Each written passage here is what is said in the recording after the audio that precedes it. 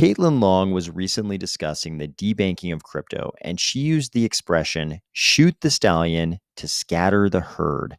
Regardless of who you'd identify as the stallion in crypto, it's hard to argue that the government doesn't seem intent on trying to scatter the crypto herd. The thing is, while I'm unconvinced that they've shot the stallion or even that they have the ability to do that, some members of the crypto herd are surely already scattering on a preemptive basis. Maybe that's reasonable if you're offering stablecoins, custodial staking, synthetics, or even wrapped assets in North America.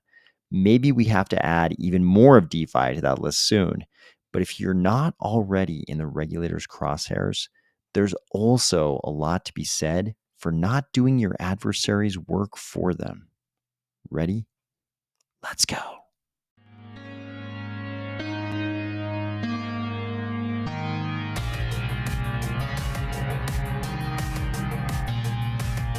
Today, we're going to discuss Caitlin Long revealing that she warned authorities about the coming crypto fraud long before it happened. We're talking about the big crypto fraud here. Even mainstream media noting the SEC power grab under the Do Kwon complaint. State legislators proving they completely don't understand blockchains. And SundaeSwap with a governance first. If you feel like the AI definitely should have put a cowboy hat on this guy in the thumbnail, or if you're finding value in these videos each weekday, please consider delegating to the Army of Spies stake pool, ticker AOS. Caitlin Long of Custodial Bank and one of the driving forces behind the Wyoming crypto movement recently let us in on a few little secrets. So she dropped an article and this thread. So the thread says, it's time for me to reveal a few things. I've just published a post called Shame on Washington, D.C. for shooting a messenger who warned of crypto debacle. Here is a nice picture of her in front of the Mariner S. Eccles Federal Reserve Board building, looking very, very happy. This must have been before what went on at the conclusion of this little saga in this thread and article. So she says, first, the revelations. Today, I'm publicly disclosing for the first time that A, I handed over evidence to law enforcement of probable crimes committed by a big crypto fraud. I think you're probably mainly going to name one name. If somebody says to you, what was the big recent crypto fraud? You're probably going to say, allegedly FTX. Really, you're just going to say FTX, but you'll probably be like, oh, allegedly. So allegedly FTX, starting months before that company imploded and stuck its millions of customers with losses. I think she's probably talking about FTX here. And then B, she says, I warned bank regulators of mounting bank run risk inside banks serving the crypto industry before the bank runs ultimately hit. And you'll remember we covered this on the channel a long time ago. She was already sounding the alarm, saying that the settlement times that traditional banks were used to and that were permitted under their rules would not suffice in crypto. And she just generally thought the current banking system was incompatible with what they were going to encounter in crypto.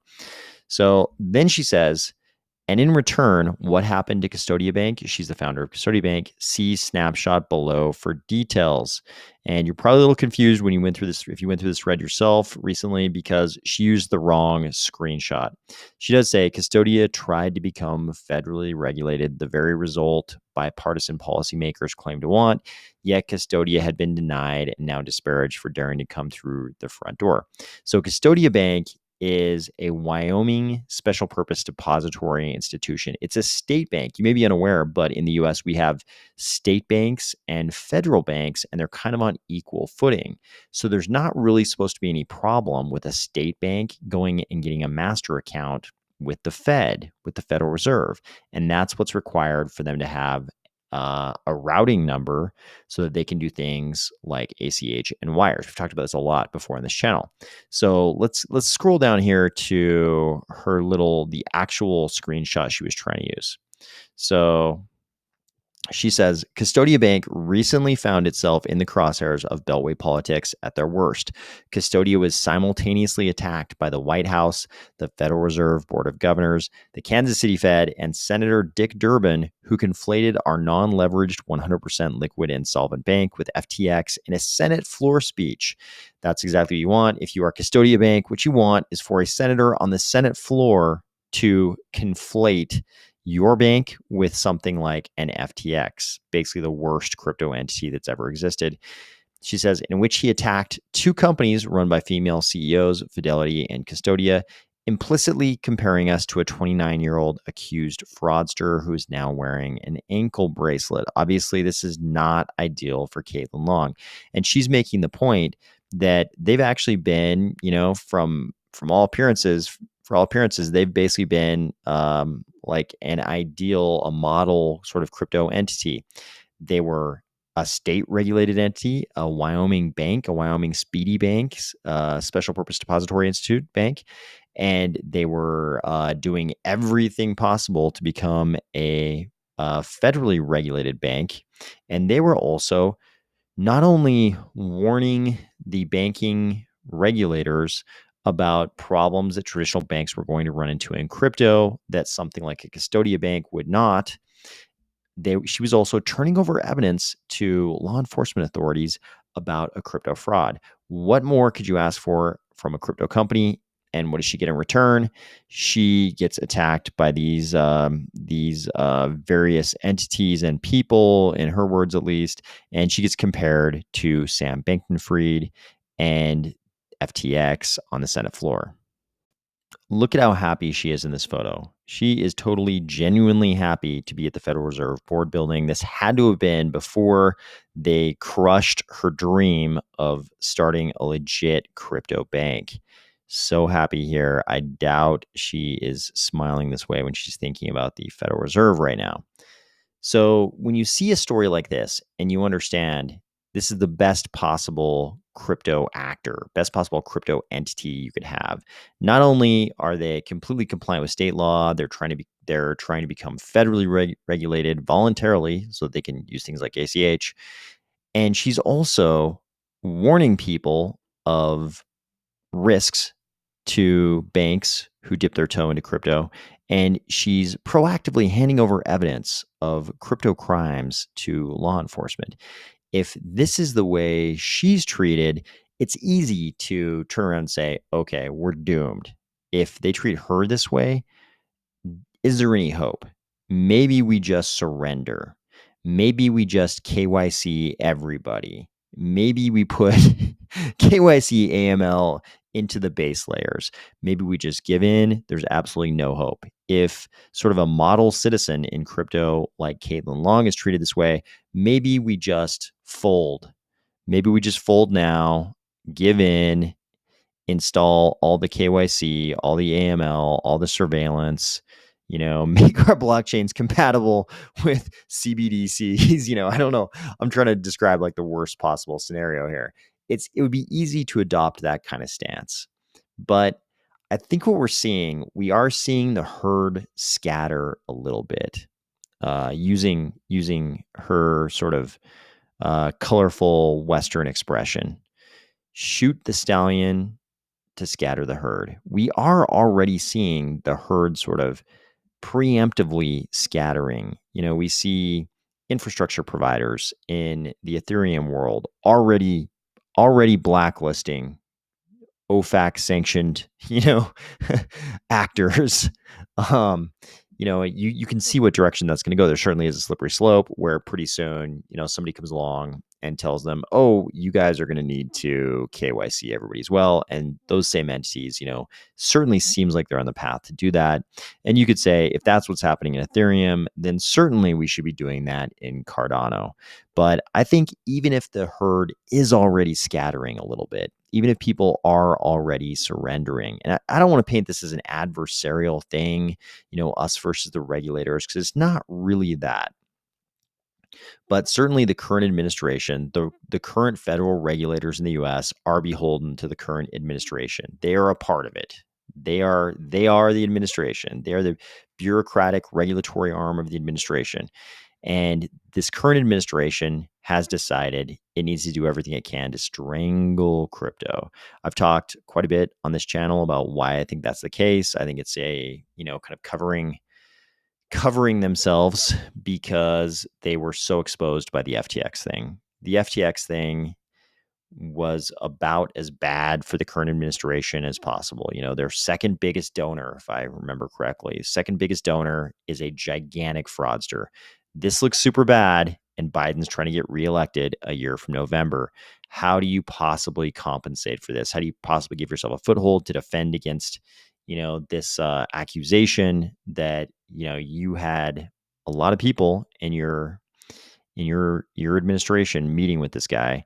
And of course, one way to go about that is just to be super hard on crypto. Go super hard, try to crush crypto. And then if anybody says, hey, your people were meeting with Sam Bankman-Fried, you can turn around and say, my track record on crypto is one of harsh enforcement. You can't say that I got too cozy with crypto because I was super harsh on crypto, actually. And of course, this is an intellectual dishonesty because Sam Bankman-Fried and FTX were never really crypto. They are to crypto. Sam Bankman-Fried and FTX are to crypto what Bernie Madoff and WorldCom are to the dollar. They are not one and the same. So being hard on crypto doesn't really excuse your coziness with the Bernie Madoff or WorldCom type character or entity. Allegedly.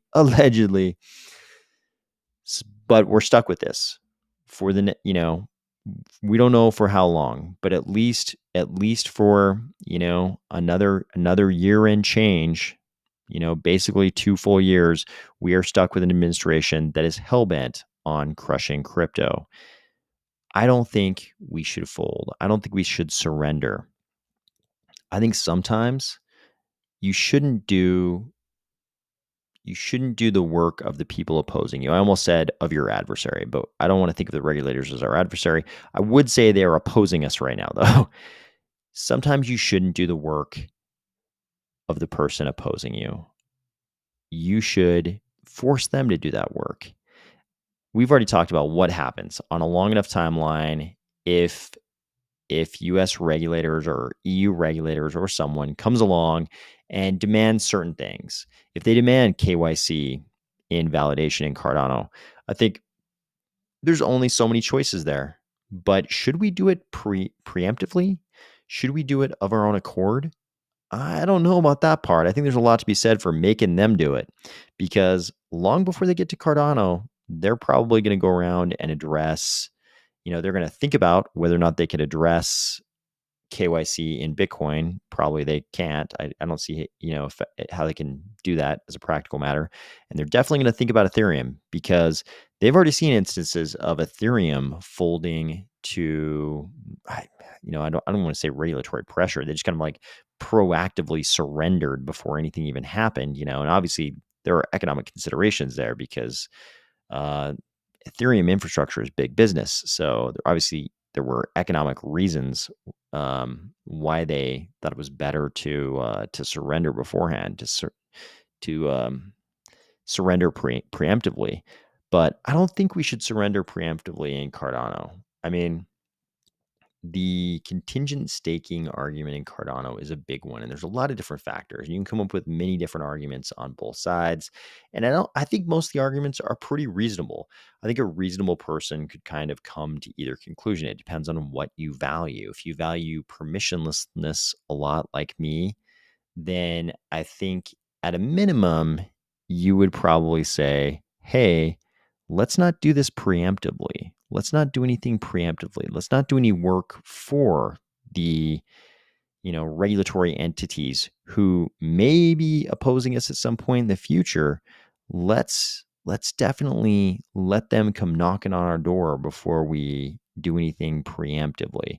And you can come up with other arguments about how the mainstream isn't going to enter crypto until KYC is already here. And maybe we should just go ahead and do it now if we're going to have to do it at some point down the road. And then that will usher in the mainstream. I understand all those kind of arguments. And, there's something there to be examined. I think it's fair to say we should make an analysis of this. I think that's fair. But at the same time, man, I don't think we should scatter preemptively. I don't think we should surrender preemptively. And it's hard to debate the people who say at some point the feds are going to come along and demand KYC invalidation. I think that's probably true. And there are only so many choices if that happens. But man, I hate the idea of preemptively doing that work for them.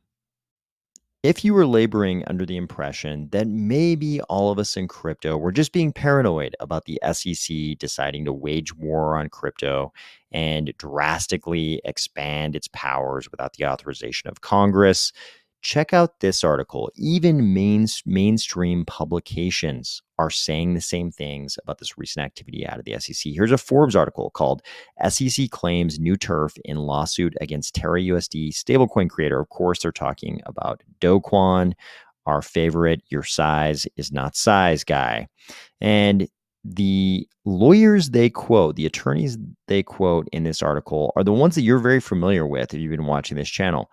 This article starts, the SEC's complaint filed Thursday in the federal court for the Southern District of New York in Manhattan is advancing some very broad theories that could pose a significant threat to stablecoins, liquidity pool tokens. Those are basically going to be your Ethereum liquid staking derivatives like Lido, and other decentralized finance tokens, says Mike Selig, counsel at Wilkie, Farr, and Gallagher. So we actually covered some of his statements just the other day. The article says, these included algorithmic stablecoin Terra USD, and then they talk about Terra USD. This case, more than any other cases that I've seen the SEC bring, has novel legal theories that the SEC wouldn't have necessarily brought 2 or 3 years ago. Specifically, the SEC is advancing a theory that UST is a warrant for the right to purchase for the right to subscribe to a purchase of security, which is another category of securities that's under that laundry list in Section 2A1 that I showed you.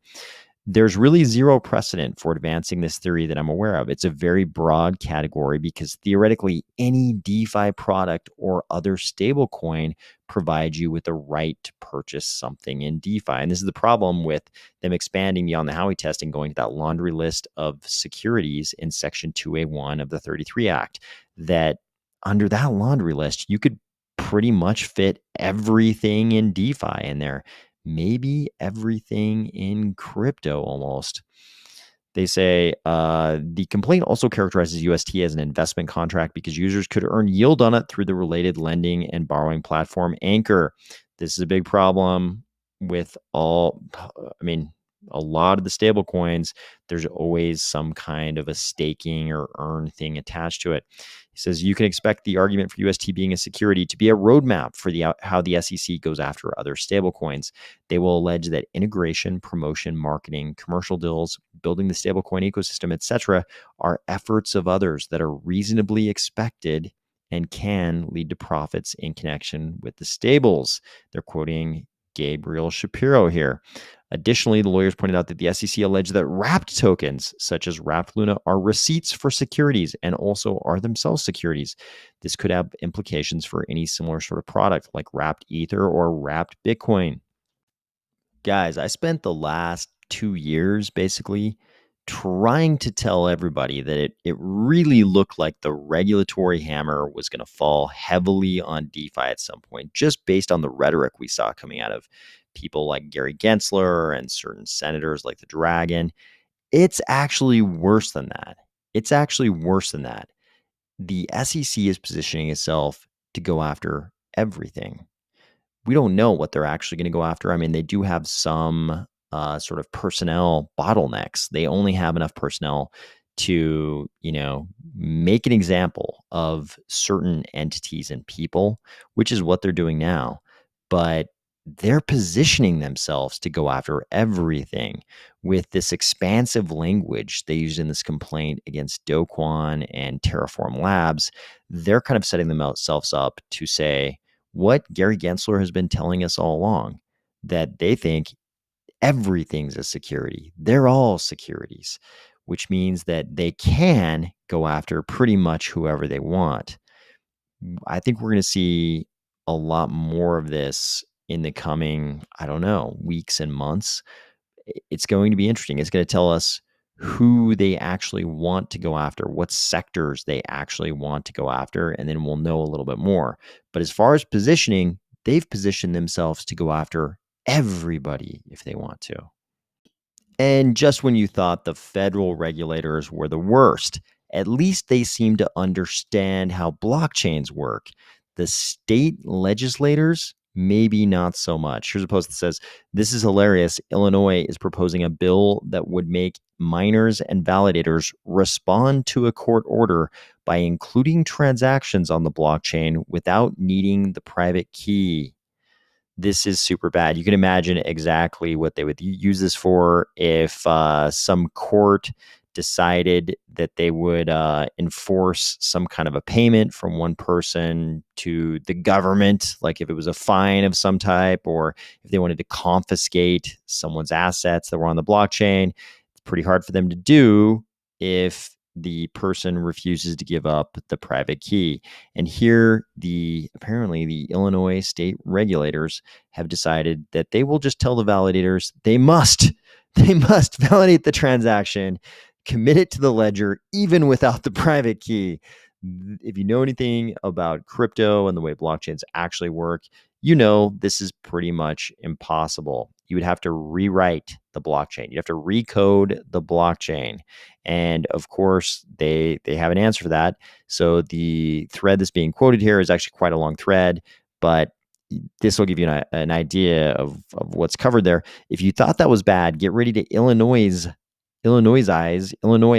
your blockchain. Yes, Illinois is going to force you to rewrite your blockchain, specifically by including smart contract code capable of responding to court orders. And if you don't, you can be sued. I won't go through all the details here, but it's quite an entertaining thread as to what the Illinois state legislators think they can accomplish with their regulation of blockchains.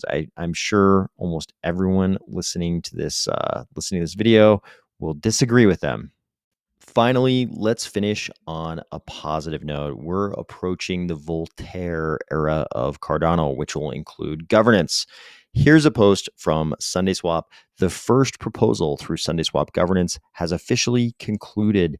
Please be patient for the results, as it will take a few days for the independent auditors to tally up the votes. I love the governance coming in to the Cardano ecosystem. I've held all along that I think it's very tricky. And when I say tricky, I think that means we'll probably make a lot of mistakes in governance, in crypto in general. I think we'll probably make a lot of mistakes, but it is very comforting and reassuring to see that this first proposal through SundaeSwap Governance has concluded. It looks like everything is going just fine. Congratulations to SundaeSwap on their first proposal. I hope you had a great weekend and you're looking forward to a nice week. We're kind of, I think in a lot of the Northern Hemisphere, we're kind of through the deepest, darkest parts of winter. Every day is getting brighter and warmer. So I hope you're doing some fun things this week, and I will talk to you tomorrow.